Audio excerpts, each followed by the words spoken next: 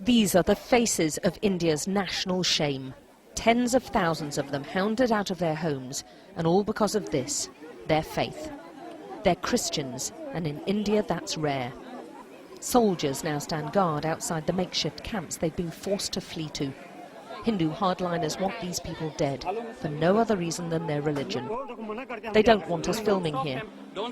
Producer Neville Lazarus is manhandled. Extra paramilitaries are called for backup. They weren't around when the people needed them. The crowd is incensed, urging us to come inside. The area's top official tries to calm them. But these are the same officials the Christians feel failed to protect them. And still they don't feel safe. The camp's been attacked twice. The authorities, they say, just look away.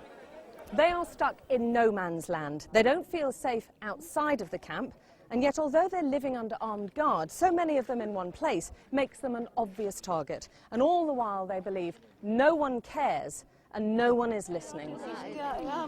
We have nowhere to go, they say. Then one woman cries out for help, help from the international community. All our homes have been destroyed, she says, and the government's just not helping us. Please, can someone help? Their stories are shocking. This woman watched as the Hindu gangs burned her brother alive. Even a nun was gang raped and paraded naked in public. We take Maniyar back to his village for the first time since the attacks, past the church where he used to worship. Hundreds of others have also been destroyed. The killing of a Hindu leader sparked this orgy of violence. Christians were blamed, and Hindu gangs went on the rampage, destroying village after village, house after house. 50,000 Christians have been left homeless.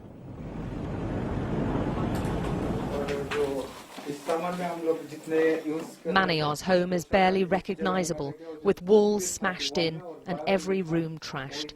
Even the family Bible was ruined, and all their belongings were just set on fire. He, his wife and 3 children have nothing left but the clothes they fled in. Those remaining say they were forced to convert to Hinduism, often at the end of a gun, or as this woman tells us, with a knife to her throat. The conversions are continuing. These pictures were filmed by a Hindu cameraman. The Christians renouncing their religion each have a tikka mark placed on their forehead to signify the change in their status. There's also ceremonial burning of Bibles, hymn sheets and Christian booklets. These Christians insist their conversions are all voluntary, but they know now they won't be targeted. Now, if you want to stay safe in Orissa, you fly a saffron flag. It's the Hindu colour, the sign which says you're not Christian, and the mobs will then pass by and not attack.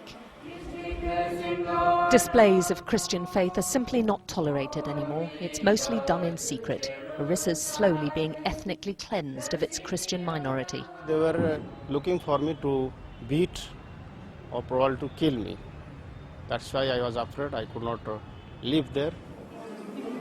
In the refuge camps, the tales of cruelty wrought on them is staggering. This woman saw one of her grandchildren, who was paralysed, doused with petrol and set alight. The country's Prime Minister's called this Christian persecution, the worst since independence, a national disgrace. But so far he's been powerless to stop it. Alex Crawford, Sky News, Orissa.